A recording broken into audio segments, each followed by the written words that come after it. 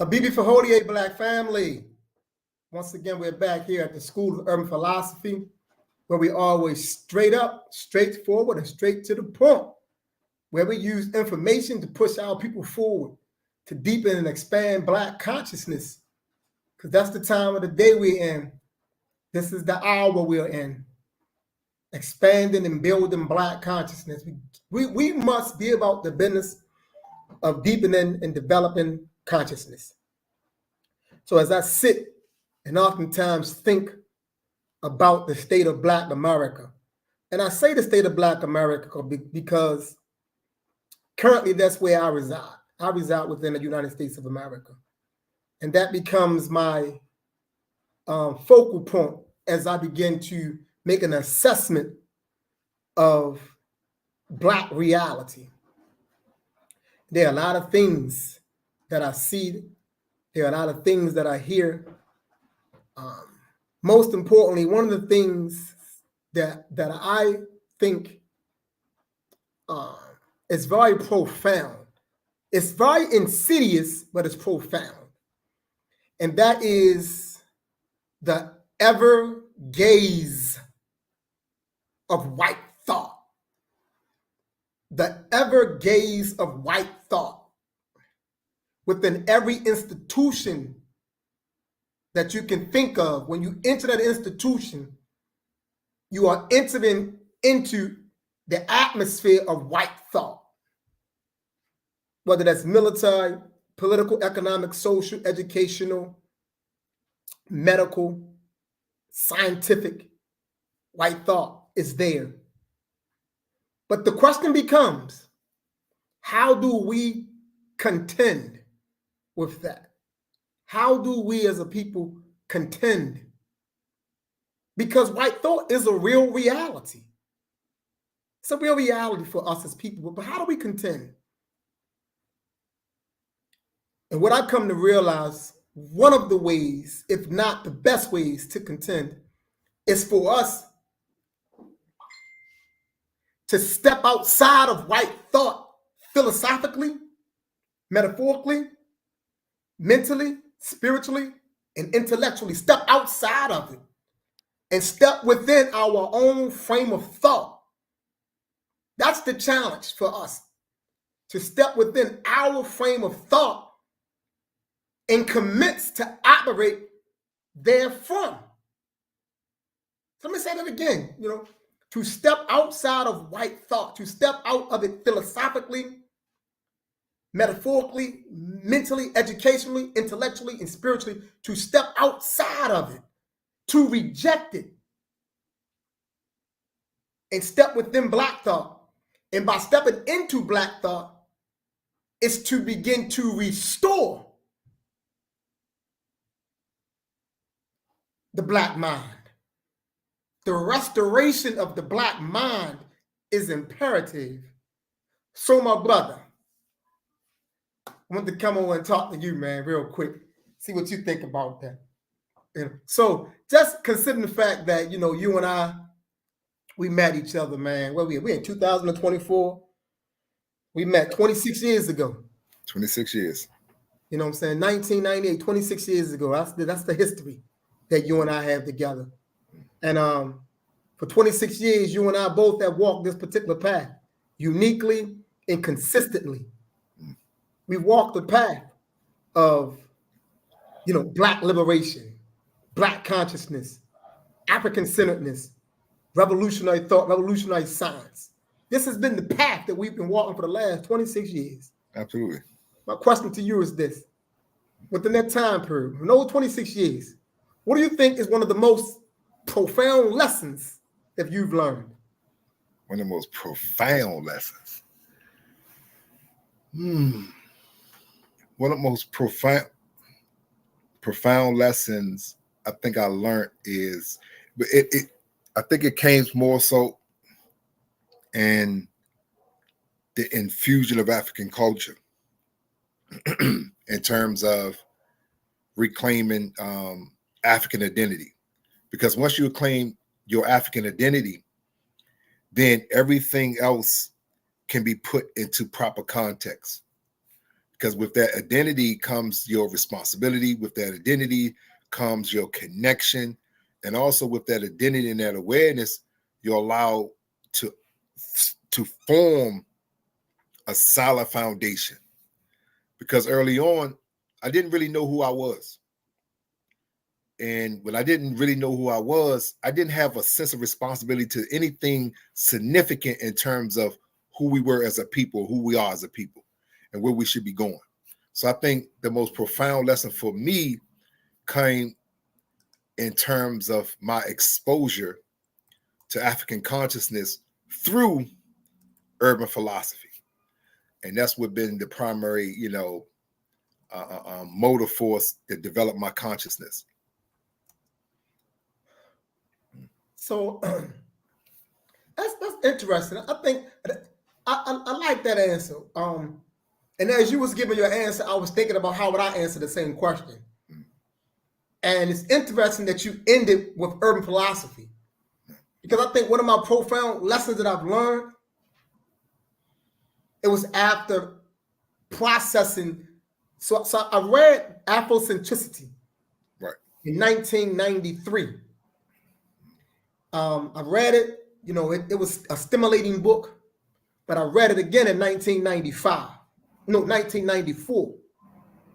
And it was then in 1994 when I read that book again that I came to realize the power of perception. I came to realize the power of perception from understanding the power of perspective.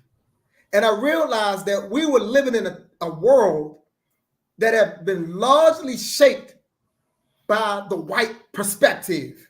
And coming to realize that is the beginning stages that led me on the path and the process of developing and unfolding urban philosophy.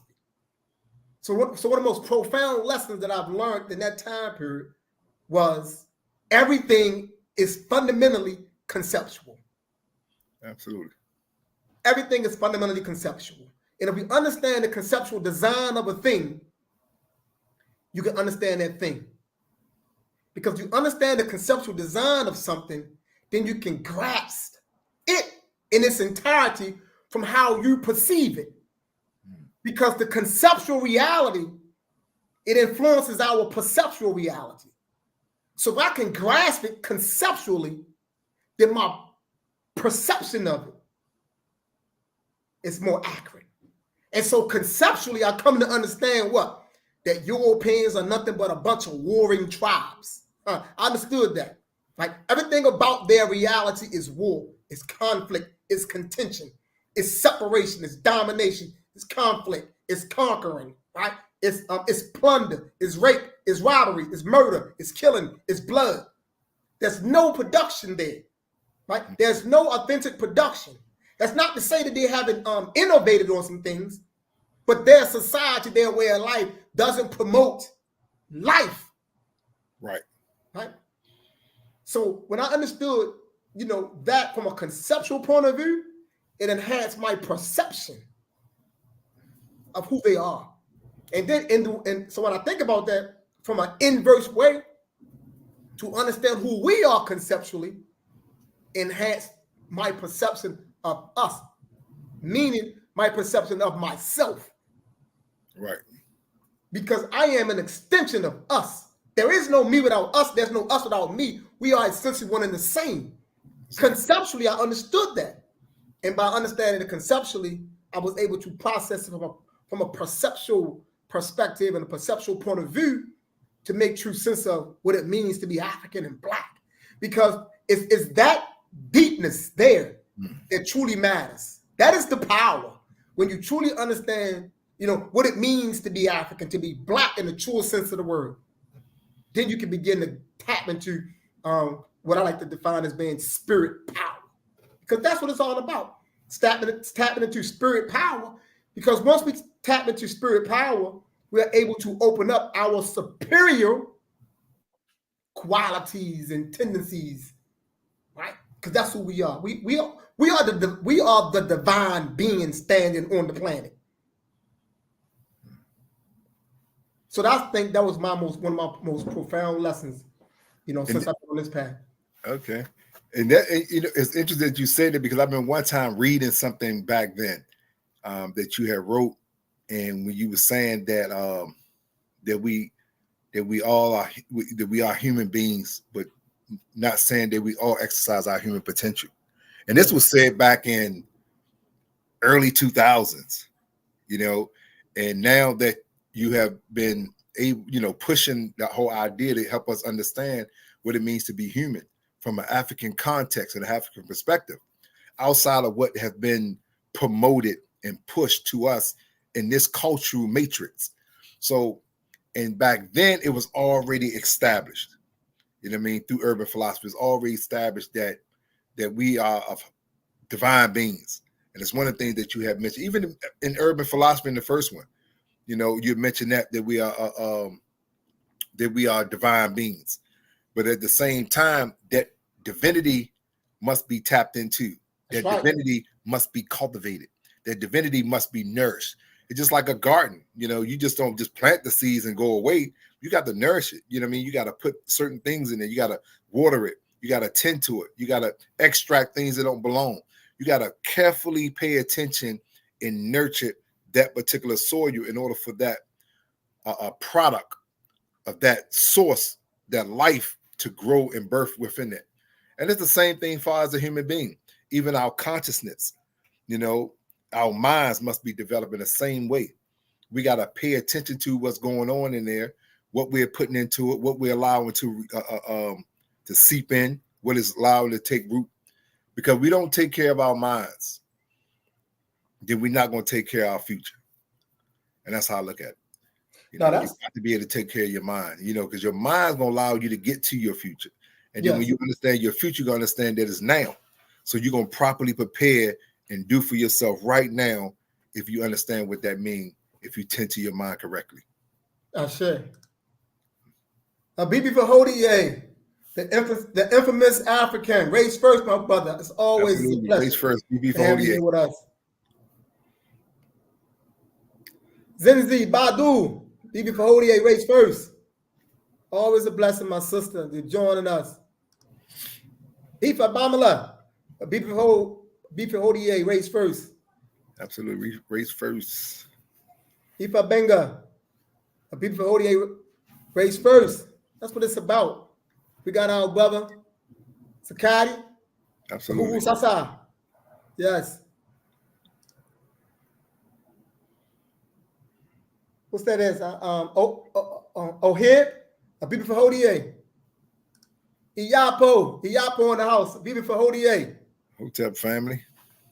Yes, tonight we just digging in, man. Me and brother, about to say cool, man. We digging in and looking at memory lane, man, because it's very important to understand how we have walked this path. And looking for the consistency in the development. Right. That's very important. And as I look back and I think, like I asked the question earlier, like what's one of the most profound lessons that you've been able to glean over the last 26 years. Like 26 years, that's 2 decades and 6 years. Absolutely. It's 2 decades and 6 years. And so long time. It's a long time. So we should be learning and developing it and expanding. And one of the things you said just now when you closed out, you were saying that take care of mind. And that's very important, because what have happened in a very inconspicuous way is that the emphasis have been moved away from mind development. Absolutely. The mind development is not a priority anymore. See, once upon a time, the development of the mind was a priority. Like people was into knowledge and development, but not just from a point of view where they want to be able to parrot or regurgitate. People were really genuinely engaged in processes that develop them. And by development, I mean move them from stages within themselves so they can be more refined and more enhanced, because that influences your performance.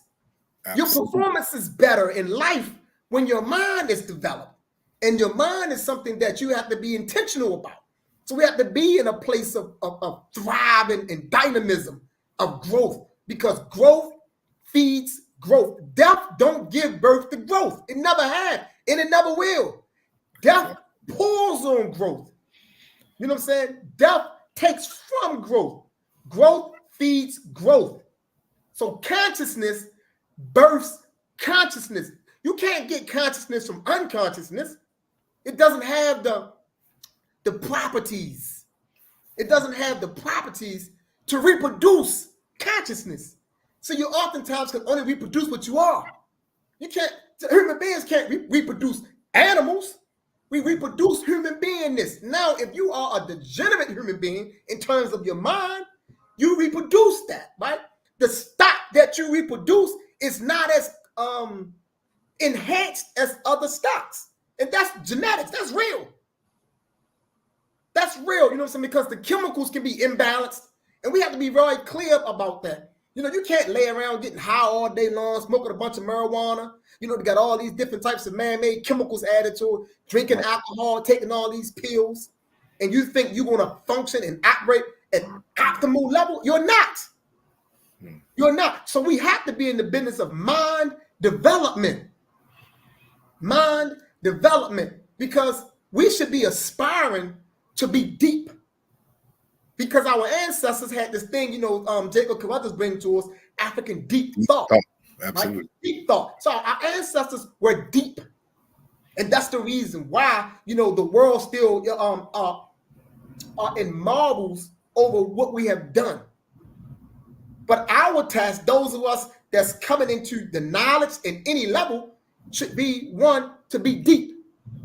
We should want to be deep, but not just deep in the sense that we can articulate, because articulation is not an indication of true growth and development.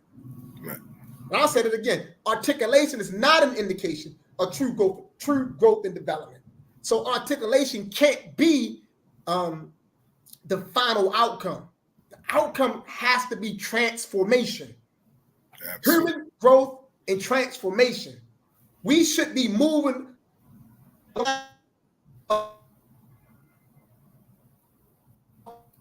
Can you grab it up a computer? Did I freeze it?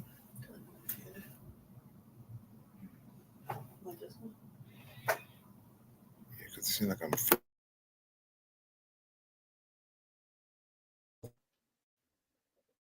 That's the work that we have to do. So I like to talk about consciousness expanding consciousness, because there is a crisis in consciousness within the Black community. That's if there's a real crisis in consciousness within the Black community. And we must figure out ways to expand and evolve consciousness amongst our people. What do you say to that, my brother?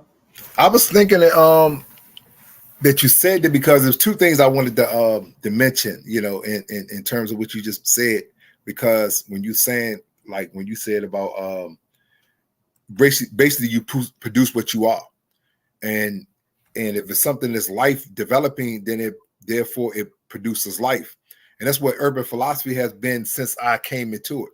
It always been able to produce consciousness. It always has been able to produce men of high character, men of leadership, you know, men of critical thinking abilities, astuteness, discipline.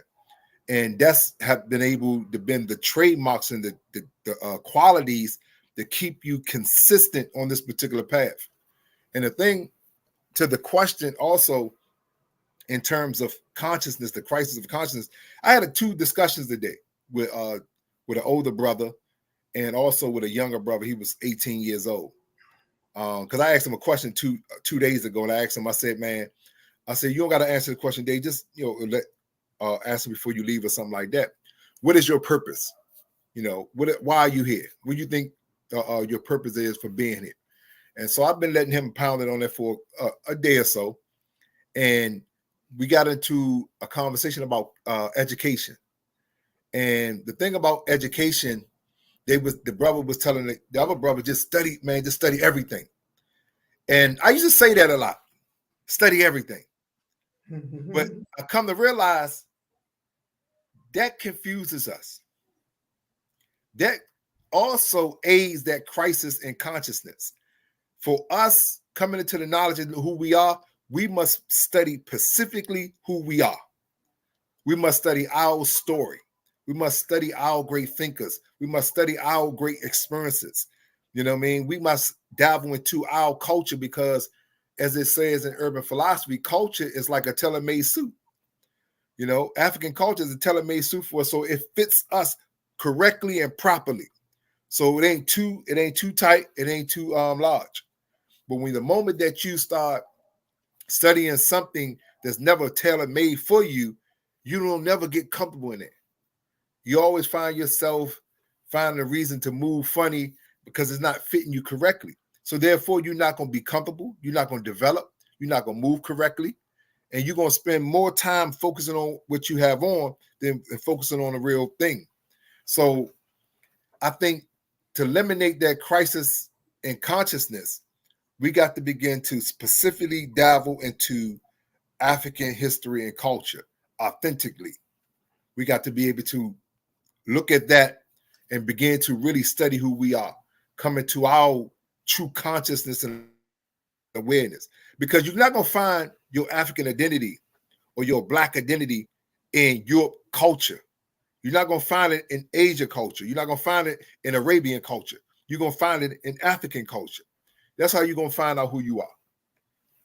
Yes, identity is birth. The greater part of your identity is rooted within your history and your culture. Right. The greater part of your identity is rooted directly in your history and your culture. And that's the reason why we are running around today dealing with this identity crisis, because we have ourselves rooted somewhere else. That's why. So our identity crisis as a people is really akin to schizophrenia. So the identity crisis that we see people going through is akin to schizophrenia, right? And the reason why people are suffering at that level of identity, because they are rooted somewhere else, right? The soil that they draw their human potential and ingredients from and nutrients is not their soil, right? So they're pulling stuff that's not for them. It wasn't produced to maximize them or optimize them. So that's why we're struggling in terms of an identity. We don't know who we are. We don't have a clue as to who we are. And that's the reason why we're all over the place. And secondly, to the point that you make, about read and study everything, that's a bad decision. But the reason why people read everything, they read so much stuff from different places, because people are trying to expedite the process of knowledge. They don't want to go through the process. They don't want the process, right? See, true, in-depth and profound knowledge, it's a product of time. It's a product of time. It's not expedited. You don't get it, you see what I'm saying, in a year. It's a product of time. But people are trying to cut the time down. So they read everything. You know what I'm saying? They come to a lecture or they listen to a lecture. They want to read this book. They read this book. They read this book. They got all these different books they read, but they're reading bits and pieces from each book, because they are attempting to do what?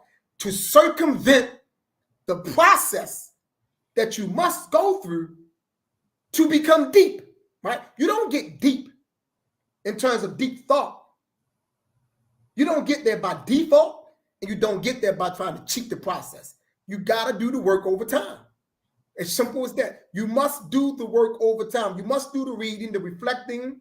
You must do the digging on the inside of yourself, the repairing that's necessary. You have to do all of that. You must do the process of digging out and throwing the junk out. You got to do that work. And you can't do that in 6 months. You can't do that in 12 months. You can't do that in 24 months. That's a protracted endeavor over time. Right. The key is to delve into the process and work the process in time, through time, over time. It's very simple.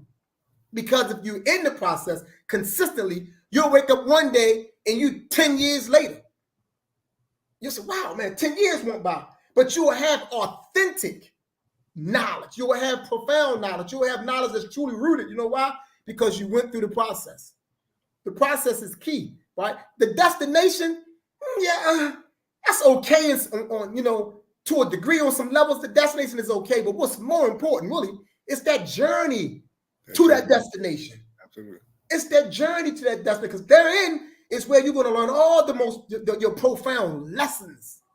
Your most profound lessons is that journey, right? So to just recap what I'm saying based on what you just said, that identity crisis is linked to the crises in consciousness. They are in tandem, right? The identity crisis is linked to the crises in consciousness, and we suffer at the level of the identity because we do not have a true grasp of what it means to be African, right? We're not rooted in our Africanity, our African, our African culture, and because of that, we suffer at the identity level, right? And then you have those who want information, but they want it for the wrong reasons. They want information because they want to flaunt it. They want to be able to flaunt information. So because people want to be able to flaunt information, they read aimlessly and recklessly. Malcolm X talked about that, because everybody like to quote Malcolm X, or not quote him, but always like to say, well, Malcolm read every book in the library. Everybody says that, right? Yeah. But if they really go read Malcolm and hear what Malcolm said this, though. Malcolm said there came a point in time in my reading that I no longer read aimlessly, just grabbing books and reading books. He said I began to read more selectively. Nice. And that's what has to happen, right? You have to be selective in what you read. And part of that is you need,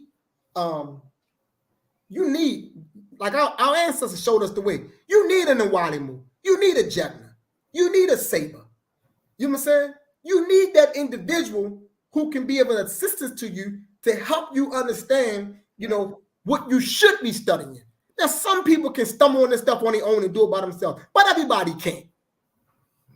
Everybody can't figure this out on their own, And there's nothing wrong with having that person, because that's our way. Our way is the apprenticeship way. We always had someone who were more skilled than us or more wise than us, who have already walked the path that we are walking, that we can connect to and talk to and link with to help us narrow down what we need to be studying to maximize our development. When you don't have that, yeah, you're going to pick up everything. You're going to be reading Dr. Layla Africa, then you're reading Dr. Savy, then you're reading John Henry Clark, then you're not completing John Henry Clark, then you're picking up Chance to Win because you heard somebody say The Destruction of Black Civilization. Right. It's an excellent book, so you want to go get that book. When you start reading that, you get 30 pages in, but you overheard another lecture, and you heard somebody talk about spiritual healers or warriors. So now you put The Destruction of Black Civilization down, you go and pick up the healers or warriors, and you're reading that, and then you're 75 pages in that big, thick book. And then you heard somebody talk about the blueprint for Black Power, man. Dr. Amos Wilson, man, he's going in on the blueprint of Black Power. Man, he's breaking down power. So now you put that book down and you pick that book up. So now you got, and that's what you're doing. You're cherry picking. You cherry picking. Now you've been cherry picking for the last 10 years. So yeah, you got a whole bunch of information, bits and pieces here and there, right? But you have nothing solid, nothing concrete. You haven't developed no analysis of our situation because you haven't done no in-depth thinking. So you don't have the analysis. You don't have no solutions, because you have literally misused your time cherry picking. And that is not the way. The way is to be systematic about how you study and how you learn. You do it systematically, right? You are the product. You are the thing that you are seeking to manufacture. Absolutely. You are the master seeking to manufacture yourself. That's what this is all about. And how you want to manufacture yourself is determined by the process that you put yourself through. I remember, if I may, it was something that you wrote a long time ago. It was over like 15 years ago. And you were speaking in terms of the mind, the consciousness. And you were saying our greatest weakness, which is also our greatest potential. If I might be a little bit off, but you were speaking in terms of our mind, and you was pointing out, that what is at the time was holding us back. One of the things that's preventing us from doing the work. One of the things that's preventing us from overcoming oppression. One of the things that's preventing us from being unified and understanding the weapon of organization as Black people. one of the things that's preventing us from loving each other and treating each other in a healthy way, treating us correctly, treating each other correctly, loving each other, engaging each other in the correct way, was this, our mind. Because it was so undeveloped, it was so untapped, it's so misunderstood. I think the mind is misunderstood for real. Mm-hmm. To tell you the truth, I think it's misunderstood. And when something is misunderstood, it's never catered to properly. And I think that shows up in a lot of our daily habits, a lot of our lifestyles, a lot of our priorities, a lot of our focuses, and all of those things. And also the things that we choose to pour into ourselves is a reflection of not really understanding the power or the potential that our mind or we possess as a people.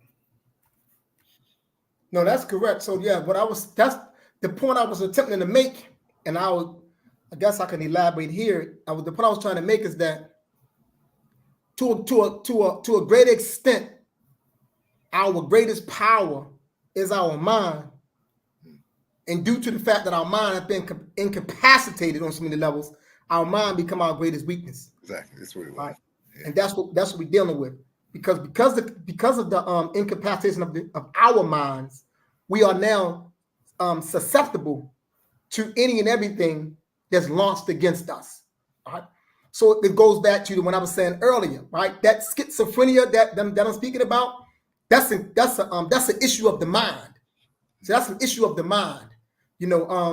The black insanity that I talk about, that's an issue of the mind, right? The crises in consciousness, that's another issue of the mind. And because the mind is not valued the way that it once was valued, we subject our minds, to any and everything to the detriment of us as a people, right? Our mind should be protected. And our mind should be catered to. It should be nurtured and nourished. And we should seek the ongoing evolution of our minds. And that's going to be done based on the processes we put the mind through. We put the mind through a process in terms of our training, our instructions, our discipline, right? Determines how the mind works. So oftentimes we see, different men and women that can function and operate and think at these high levels. That's because they've trained themselves and developed their minds to be able to do so. And that's what we need, because a lot of times, I'm gonna digress a little bit right here. Dr. W.B. Du Bois, he catch a lot of flack for his talented 10th idea. He get a lot of flack for that. But Dr. W.B. Du Bois' talented 10th idea is an outgrowth of Dr. Alexander Crummell. So Du Bois didn't originate the talented 10th. See, Du Bois' idea of the talented 10th comes from Alexander Crummell. Now, what Dr. Alexander Crummell come to realize after doing the work for so long, 30 years, being in Africa for like 20 years in Africa, then coming back over here, one of the things that he realized is that we needed more highly educated and intelligent people in the ranks of doing the work. So he organized the organization in 1887? Yeah, 1887. He organized the organization. What was the African? I forget the name of the organization, but he organized this organization, and he sent out these letters, and he tried to pour together, the highest intellectuals. Our great thinkers.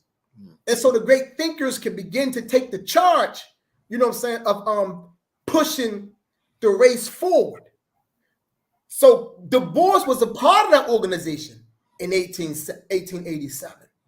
But Dr. Du Bois go on to develop, this talented 10th concept. Now, why am I bringing it up?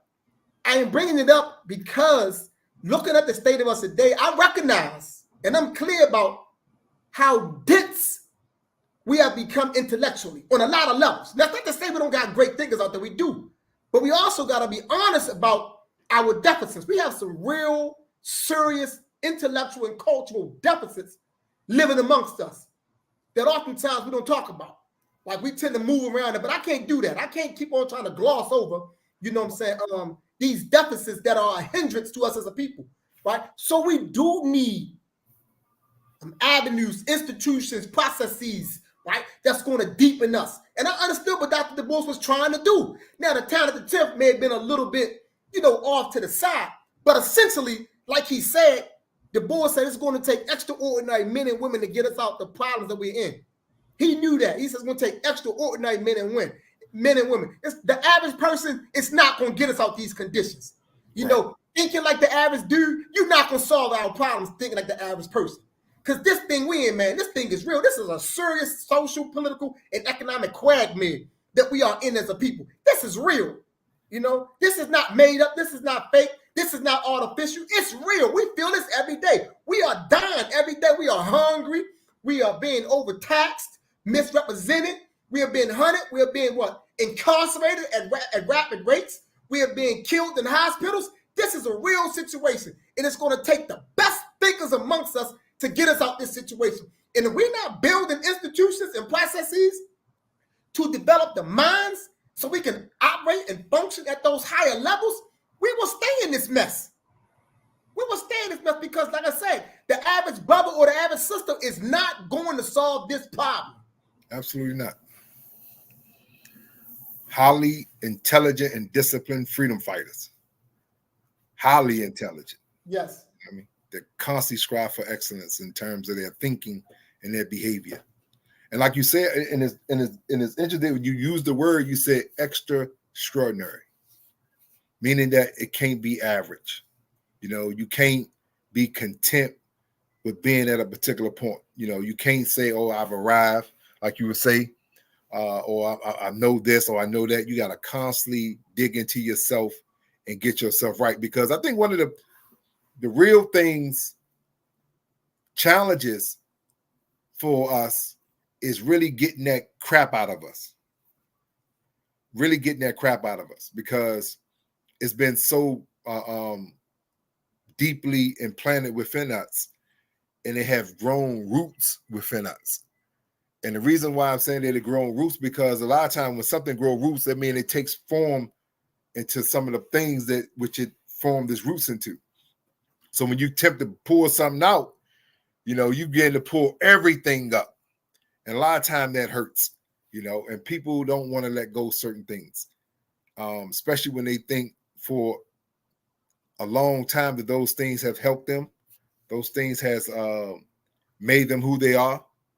Them things has made them successful according to the definition of what success is in this society.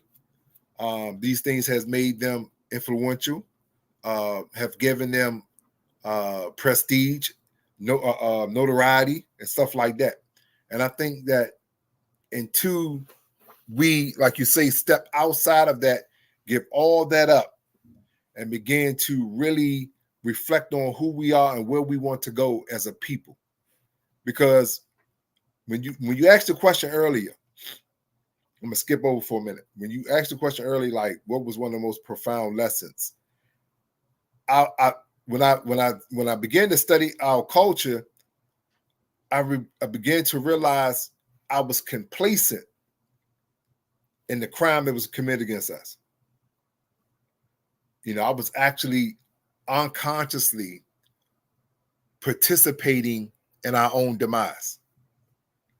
And when you begin to realize that you are aiding and assisting in our own self-destruction, you have a choice. You continue on that path, ignore it, or you can do something about it. And the more that you become to develop an accurate sense of who you are, then you begin to appreciate who you are. Then you begin to change and say, "Man, I'm not going to destroy myself in that way no more. I'm not going to help destroy us in that way no more. In fact, I'm going to help defend us in a better way." Because I had asked myself a question one time, was like, if you find out somebody's trying to do harm to your mother, if you find out somebody trying to do harm to your father, if you find out somebody trying to do harm to your family, what would you do? And I was asking a lot of people that, and they would say, "Oh man, I'll get with him. I changed it. You know, I put some work in. I won't let him harm my family." That's the same thing far as this situation right here. The more you begin to understand who we are, where we at in this country, and the harm that's being done to us, the most sophisticated attack against us in terms of killing us. And you just mentioned some of those things, whether it's mass incarceration, whether it's the hospital mortality rate amongst Black children that's coming into this world through these hospitals, the educational system, police brutality, and a host of other things that goes on that snatches the life out of us. Once you become aware that you have a choice, you know, you can either stand by like a coward, or you can buckle up, man up, and put the work in. You know what I'm saying? So that's what I figured I would do. You know what I'm saying? I didn't, you know, I just don't like to be in a position where somebody constantly hit me in my face. I mean, one time you had wrote in Straight Talk. You said that if I get you correct, you know, so much information. You said in order for to successfully defend yourself against an attacker, he or she first must be aware that he or she is under attack. That's right. And a lot of us are not defending ourselves against this oppressive system because we don't even believe that we are under attack. Until something major, something critical happen, and then we be like, man, they've been doing this to us, they've been doing this to us. And then we get this light in our head and then begin to realize, oh, it's time to fight back. But there's nothing wrong with the fact that you may have to take a little bit more punches in the face. I wish we can avoid that, but sometimes it may be necessary for us to get the picture, you know, to begin to see things correctly, because everybody don't come into the knowledge the same way at the same time. But the primary thing is that everybody can come into it. You know, I believe, not saying that everybody have to in order for us to change our condition, because you don't. You know what I mean? Long as we are focused, we are right, and we are organized. As Kwame Ture said, organize, organize, organize, and we will win. We can change this whole narrative in terms of our conditions. And also this change the whole narrative in terms of attacking and combating the crisis in terms of consciousness. Yes, yes. So Alexander Crummell, organization 1887, the American Negro Academy. The American Negro Academy, which Dr. E.B. Du Bois was a part of. But I just put the link in the chat for those of you who are joining us. If any of you wants to come online and, you know, be a part of this discussion, you know, the link is in the chat, and we welcome you on board, man. So, you know, click on the link. Absolutely. Come on board and be a part of this discussion that we are currently having now. So I'm gonna keep it pushing though. I want to add to our conversations, building off of something you just said about, you know, those who are unaware that we are under attack, so therefore we are incapable of defending ourselves. That speaks to consciousness again. Right. That's another issue of consciousness, right? We're dealing with the issue of consciousness. You know, we're in 2024, but you cannot contrast 2024 and compare it to 1960, right? We're two different time periods in terms of consciousness, in terms of the social awareness. Social consciousness and political awareness are in two different places. They're in two different places. And because they're in two different places, the task is this. George Jackson talked about it, right? He kept on talking about the old guard. He was saying how the old guard failed. He was speaking about the time between the 40s and the 50s. And he felt like the time was right during that time period for a different type of action to be initiated to move consciousness to another level. Because George and Jonathan always would talk about how to develop consciousness. And one of the things that he was constantly trying to articulate and to convey is that the consciousness must be developed. And part of that work is the revolutionary work. The vanguard is to develop the consciousness. That's part of the work, right? We can't say we're doing the work and we're not building consciousness, because if we don't build consciousness, you're not going to impact the atmosphere, the social atmosphere. See, so when we complain and we talk about the deaf music that's being pushed by these brothers and these sisters, and the whore music that's being pushed by these sisters, that's because that's a reflection of their consciousness. That's why. They don't have the consciousness to do anything other than what they do. That's why they do what they do. So yeah, we can talk about it. We know that it's working against us, but we can't overanalyze that. Like, we can't spend too much time analyzing it. We gotta be real. You see what I'm saying? Music or art is a reflection of consciousness everywhere. I don't care where you at. You know what I'm saying? Art reflects consciousness, and all art is functional, and all art serves a political interest. So yes, they are going to be funded.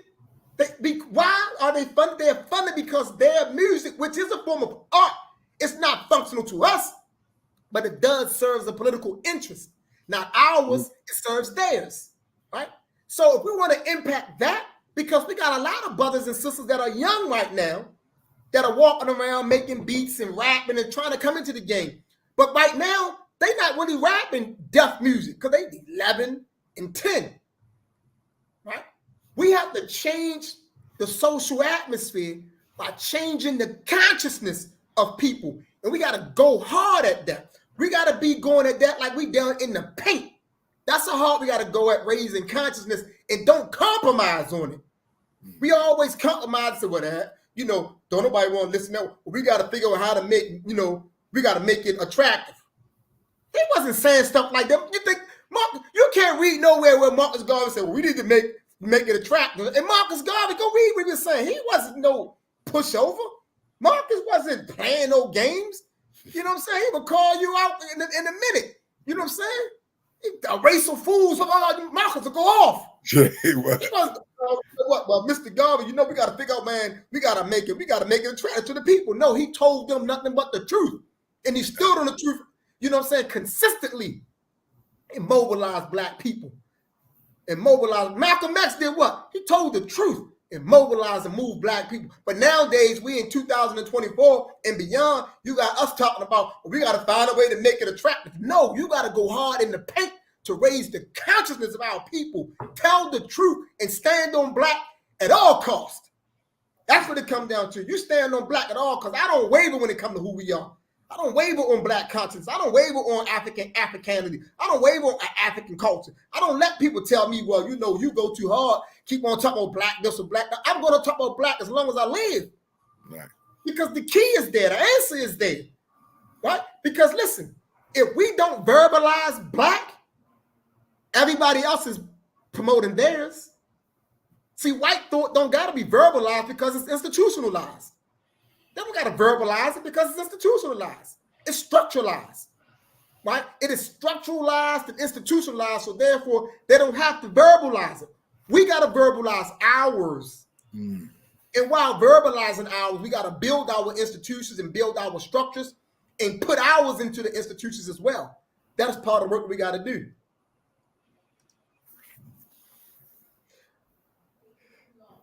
Black meaning African.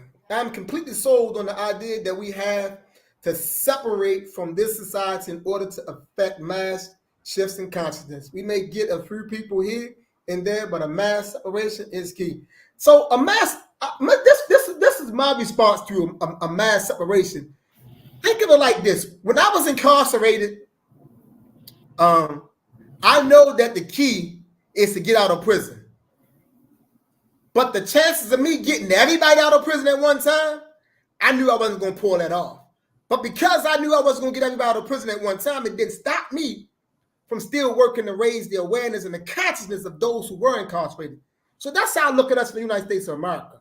You know, I don't see the feasibility within the next several years of 40 million, 50 million blacks, 30 million blacks, 20 million blacks, 10 million blacks migrating. Right? Granted, we do got to get out of here, but I think in the meantime, it's still work we got to do. Right? So that's how I like to look at it. You know what I'm saying? I do not disagree because I know that our insanity is because of our proximity to them. I'm clear about that. You know what I'm saying? Our proximity to them breeds our insanity. But in the meantime, we can, you know, effect, you know what I'm saying, the separation.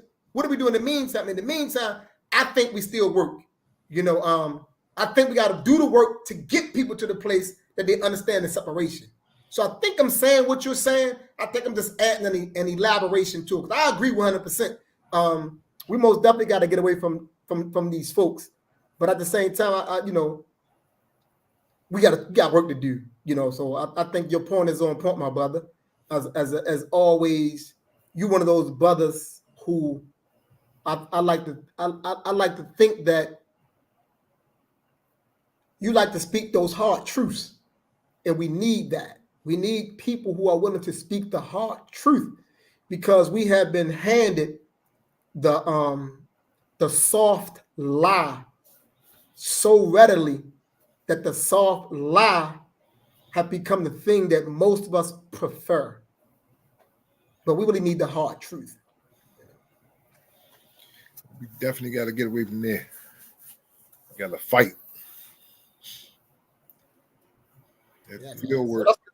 So just sitting back just thinking, man, like my brother got some, man, brother, you want to come online, man? I'm gonna put the thing in there, man. Come on and join us, man.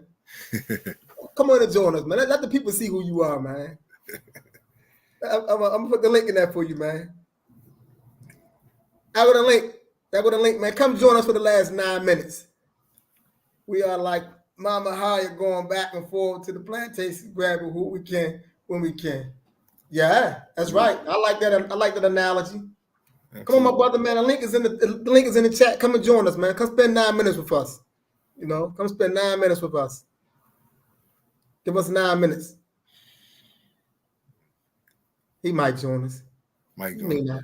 But in the meantime, my brother, yeah, I agree. I like the analogy. We are like Mama Haret, among many others. Putting the boys to bed, 11 o'clock, they telling me to turn the phone. Okay, yeah, I know how that can be, man. Them boys, them babies and them children. So, but I'm glad you mentioned you doing that, because a lot of us don't do that, man. We don't put our children to sleep, man. A lot of us don't. We just let them fall asleep, man. So I'm glad you said that's what you're doing, because we got to be examples. While we in the midst of this madness, we still got to be examples of excellent fathers. And I'm saying excellent father because I'm a man and I'm talking to a man. And oftentimes you hear statements like that, and somebody will come in the chat and say, well, what about excellent mothers too? I'm not, by me saying excellent man is not saying that we don't need excellent mothers. I'm saying excellent men, man, because I'm talking to men and I'm a man right now. But we need to be able to show and prove that we are there. Not only are we there, but we are actively there. That's a difference. Like, you can be present and at the same time non-present. We need Black men who are present and active in the lives of their children, who are doing those types of things, because those become the lessons that your child learn, and then he or she perpetuate those lessons with his or her children. And by doing so, we can begin to tackle and break up a lot of the dysfunctionality that we tend to see inside some of our families. Hold on a second. I had to plug this computer up before it died out. We got to go after some of that dysfunctionality that we tend to see in our family structures. And some of us are recipients of, some of us are recipients of this dysfunctionality. Some of us had living arrangements, but we didn't really have families. And that's largely because we really didn't understand, what the dynamics of a family look like. What's the work that go into making a family what it is? Because a family is something that's actionable. A family isn't a family by default. A family is a family intentionally and purposefully. So because it's intentional and purposeful, that means that those who are attempting to build their family have specific things that they need to do on a consistent basis beyond food, shelter, and clothing. Beyond providing food, shelter, and clothing, there are other things that need to be done. You need to put a protocol into your family. You need to put a model in your family. You need to set standards in the family. You need to create boundaries and expectations for your children. Most of our children, there is no expectation for the children. The children can go to school and come home, poor performance. And that's just what it is. We might yell at them, so on and so forth, but there's no expectation. There's no parental involvement in the education, right? We haven't conveyed to the child that we value education enough to be involved in his or her education. So therefore, he or she doesn't take it seriously, right? So we have to create that inside the family structure. That's what it means to be a parent or to be a father, to be set up that way. Well, we appreciate that, my brother, because that's very important. That's, man, you got a lot of important lessons tonight that you're sharing with us. And that's very important. And let's share this with the public. So for those of you that hear and you see that statement, so Bob Imhotep is, I reside in Baltimore, Maryland. My good brother here is in the southern states, but like he says, children know who I am and know the organization I'm a part of. We got to be able to do that. We got to make sure that we are creating the type of connections in the awareness, of the good standing people that are still here, that's around us. It's very important. Like, to be building a family, there's so many lessons that must be taught in the family. We got to work the family. They need to know who's who, what need to be done, how to be, what don't do, where to go, when to come. We got to teach all of that. Got to teach all. We can't take it for granted that just because, you're there, that's sufficient. That's not sufficient. You got to be actively there, intentionally there, and purposefully there. That's what it means to build a family. Question, Brother Jabril, Africa. Baba, what do you say to Africans who say African organizations need to build coalitions or alliances with non-African organizations? I believe it's a dangerous idea.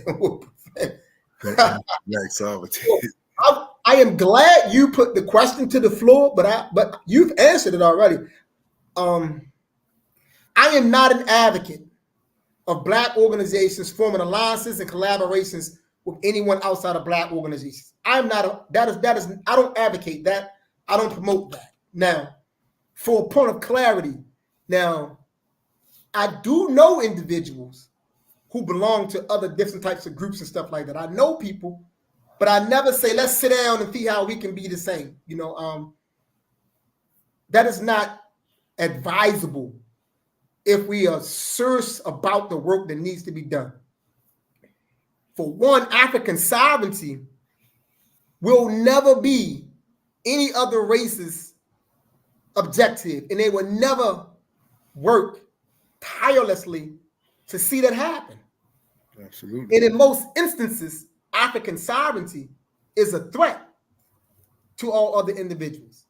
It threatens them because the world as we see it today is largely due to the fact that Africa is at the base.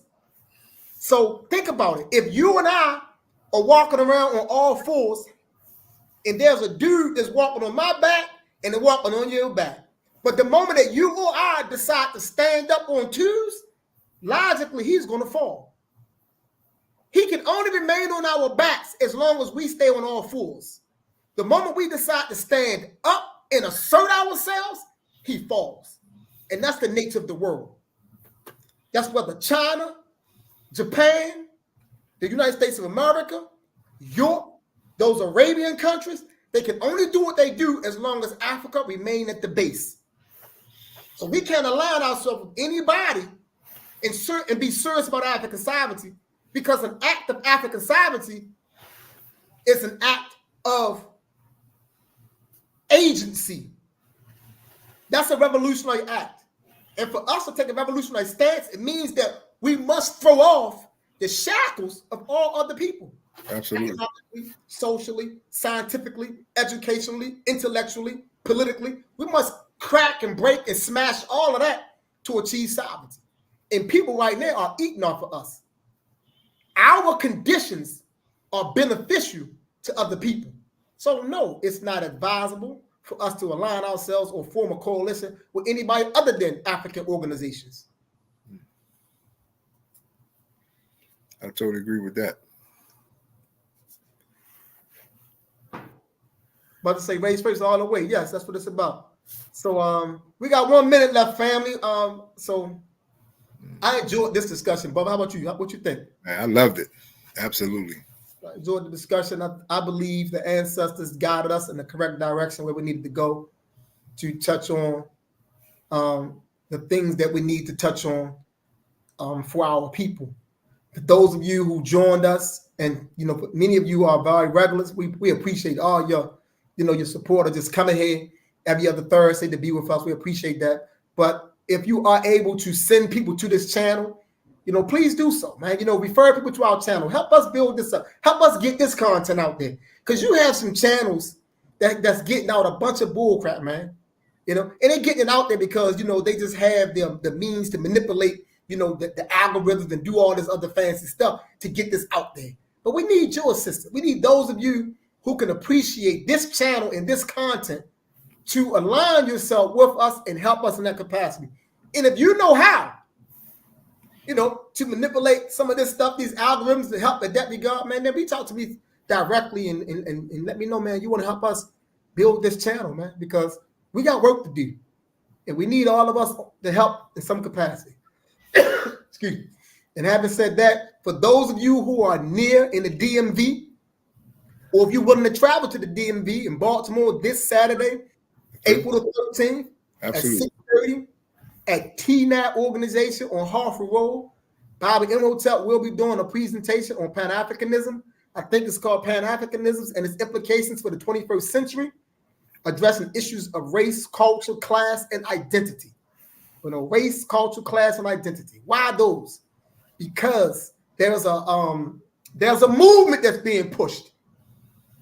And everyone want to try to take their shots at Pan-Africanism and talk about what Pan-Africanism is, what it isn't, and the limitations of Pan-Africanism. I'm gonna deal with all of that. I'm gonna help us understand Pan-Africanism in the truest sense of the word and what it means. And also, I'm gonna help us to come to understand that the only ideology for us now and going forward is the Pan-African ideology. So if you are able to make that presentation, that lecture, the flyer is circulating on Facebook, it's on IG, and I posted on TikTok, as well. But hit me directly and I'll give you more information about that presentation. If you can't make it, then send someone. Let's get this content out there. Let's build, let's work together. And with that, as always, here at the School of Urban Philosophy, we are straight up, straightforward, and straight to the point. Once again, signing off. We will be back the first and the third Thursday of every month. With that, we say BB48 and race first. Race first all day. Come out the 13th Saturday.